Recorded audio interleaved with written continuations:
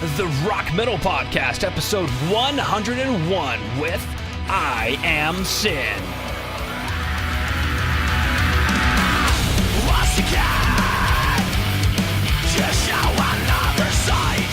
Fantabulous Rock Metal Nation, what is up? This is John from the Rock Metal Podcast. That sample you just heard was Don't Wake Me Up by Iamsin, who I've got on the show with me right now. They are a melodic death metalcore post-hardcore band from Finland.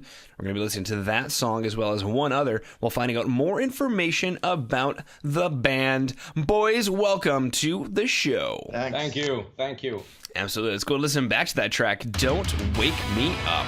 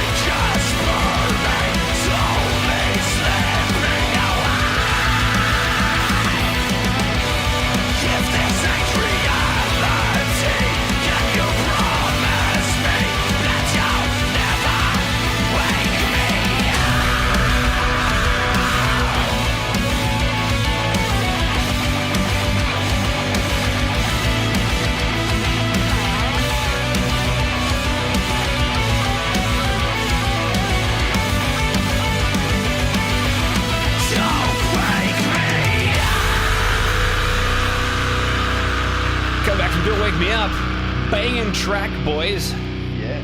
Thank you. Absolutely. What's the story or inspiration behind Don't Wake Me Up? The funny thing about Don't Wake Me Up, I think it's the oldest song we have. Yeah, it's the first song we wrote after creating Yeah. before creating the band. Yeah, I think we wrote it before ever creating the band, and when we recorded the album, we had, I think, 15 or 16 songs. Yeah, something. And we just chose the best ones, or we picked out the better ones.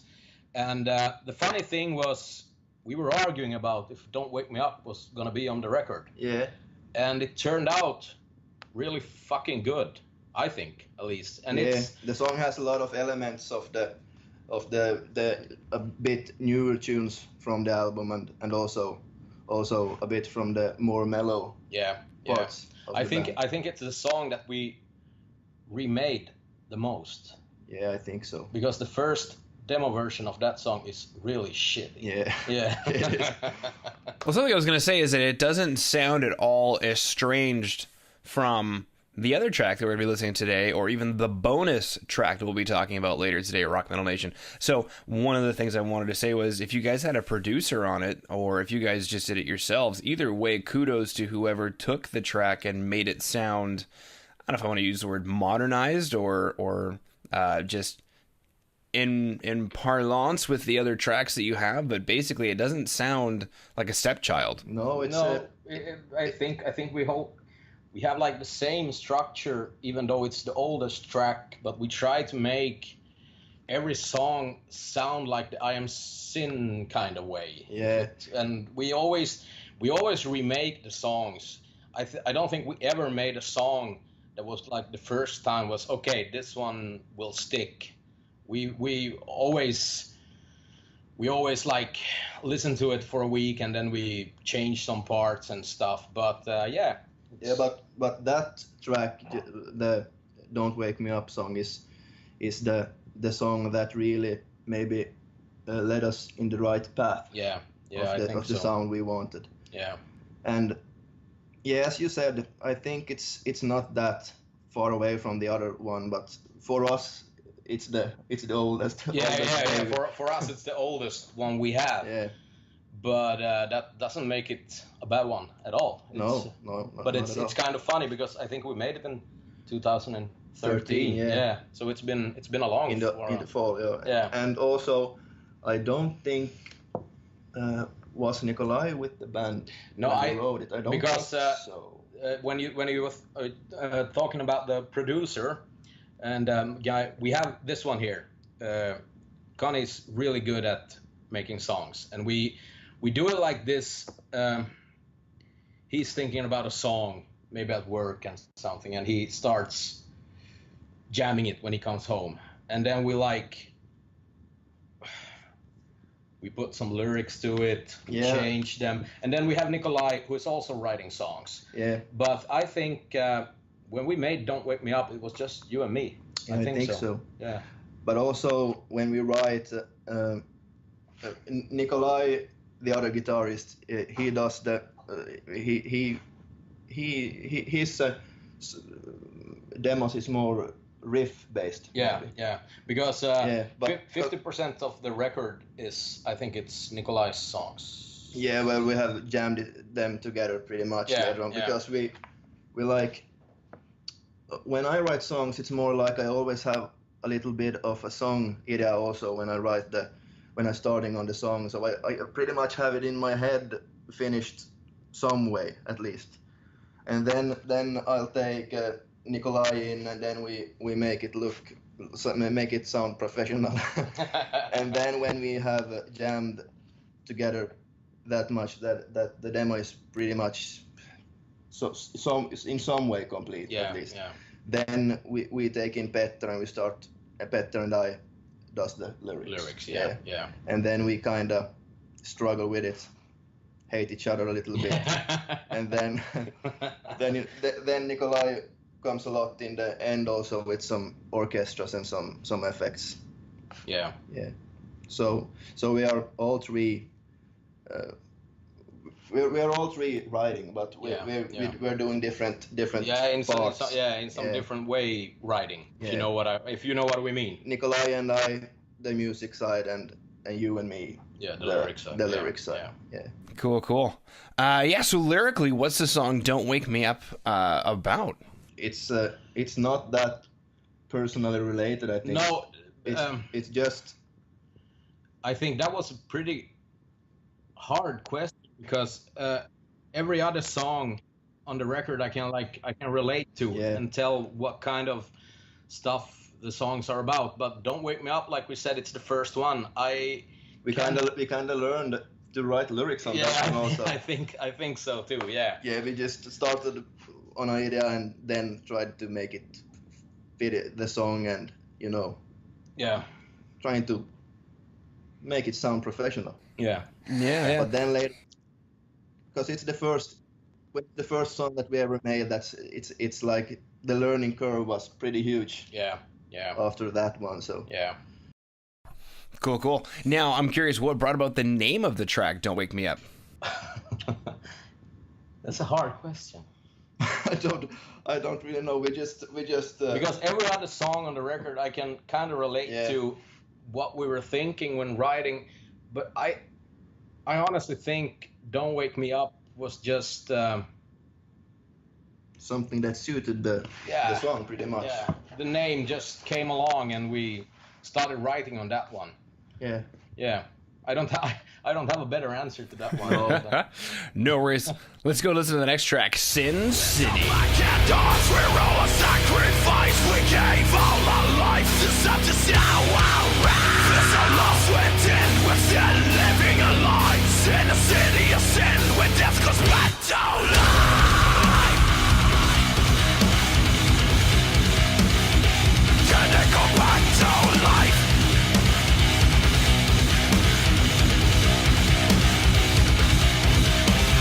Living my life like a hopeless freak, with my days in anger so endlessly. Such an wrath.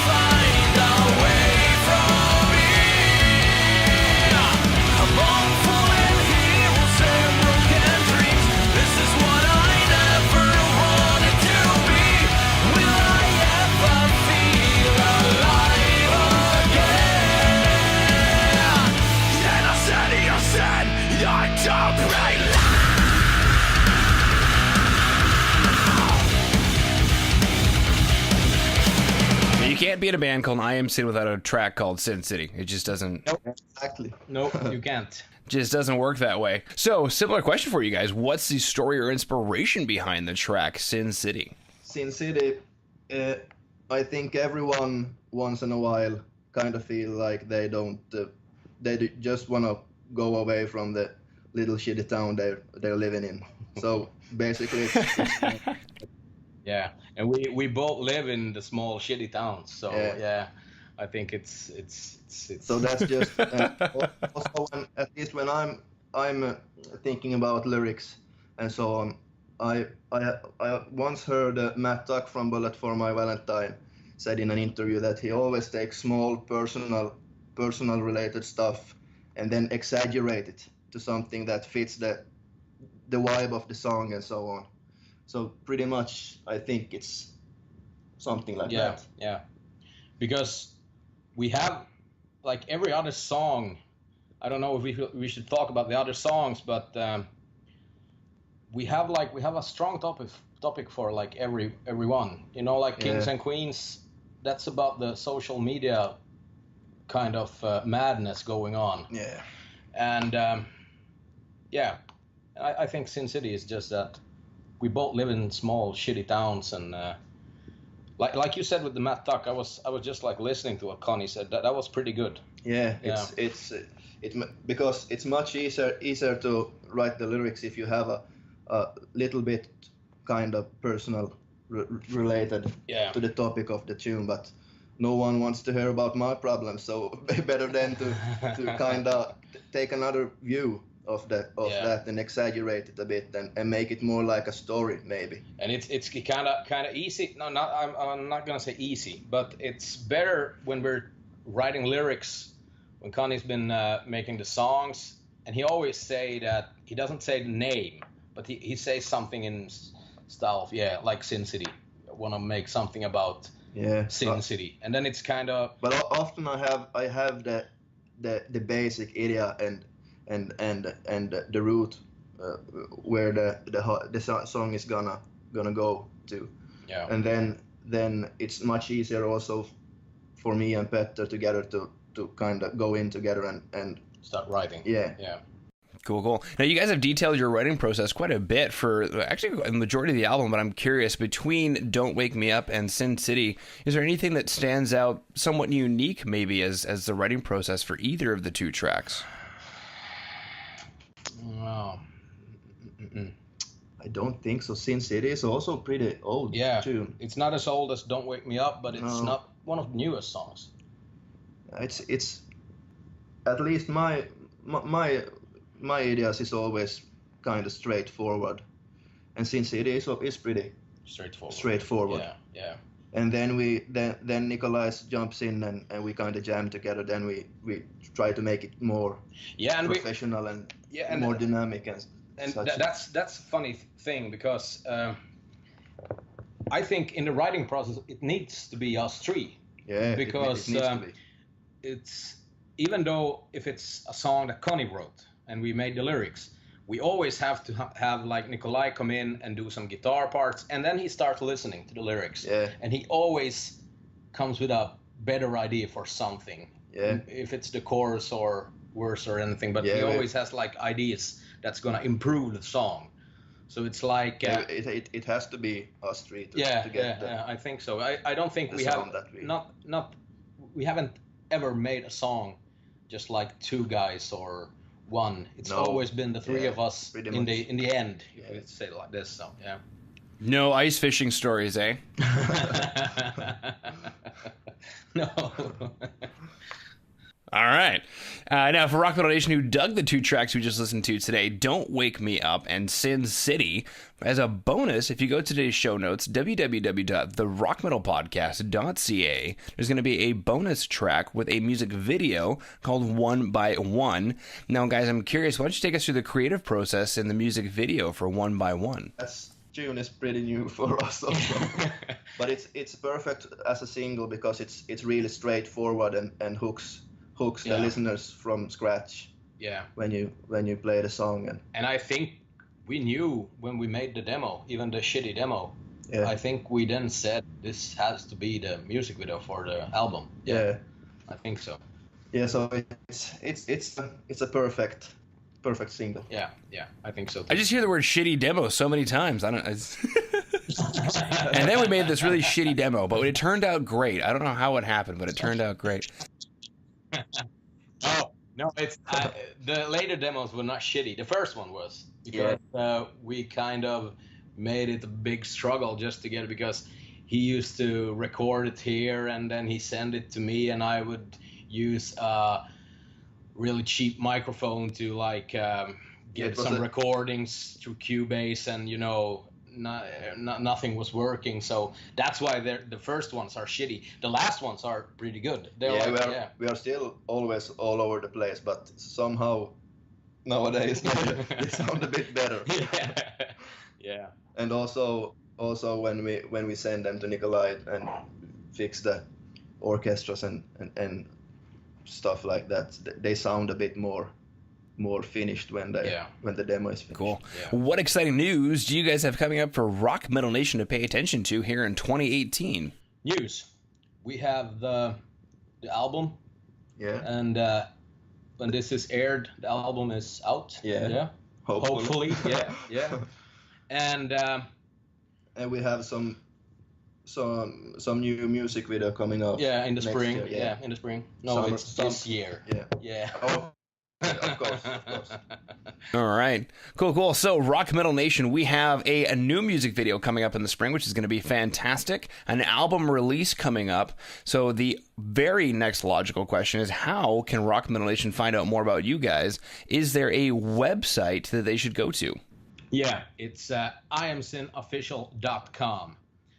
And we are also on Spotify, we're on Facebook, we're on Instagram, so Twitter, yeah. So all right, so Rock Metal Nation, if you like everything that you heard today, you've gone to today's show notes, www.therockmetalpodcast.ca. You've seen the music video for One by One. You can go ahead and head over to iamsinofficial.com, or they're also available on Spotify, iTunes, you said Twitter, can't forget Twitter, Facebook. So go ahead and plug them into your favorite social media website or your favorite music streaming website, and you'll be able to find Iamsin. You can also go to iamsinofficial.com or go to today's show notes, www.therockmetalpodcast.ca.